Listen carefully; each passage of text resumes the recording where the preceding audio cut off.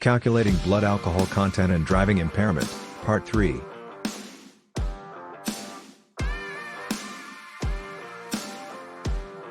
Two regular drinks, or 1.2 ounces of alcohol, are consumed by a 115-pound lady. She begins drinking at 8 o'clock and is required to submit to a breathalyzer test at 9:30 p.m. Has she been accused of DUI?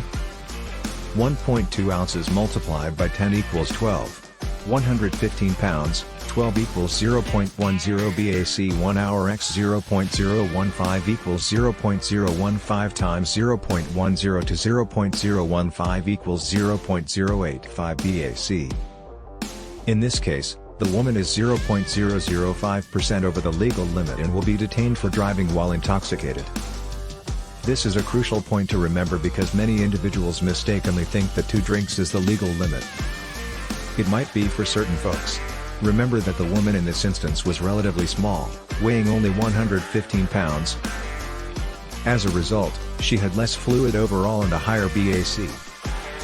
When the margins are so thin, why take a chance when someone who is about 15 pounds heavier than her might have passed the test and been allowed to drive? Elimination of alcohol. We use an average alcohol elimination rate of 0.015% per hour in these cases.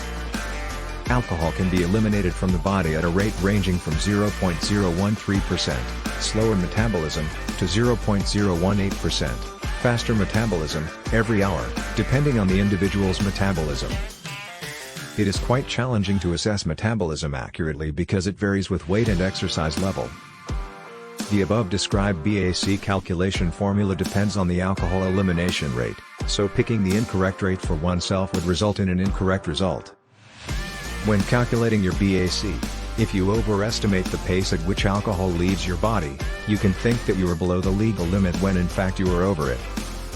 Sadly, false myths. If your metabolism varies over weeks, months, or years, your alcohol elimination rate may shift as well. Nevertheless, it cannot be changed by the decisions you make just after drinking. People frequently believe that using particular methods can hasten their sobriety.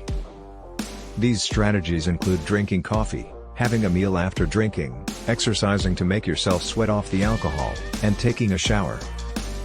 Recognize that all of these sobering up techniques are myths. You can only eliminate alcohol from your system as quickly as your body can do it naturally.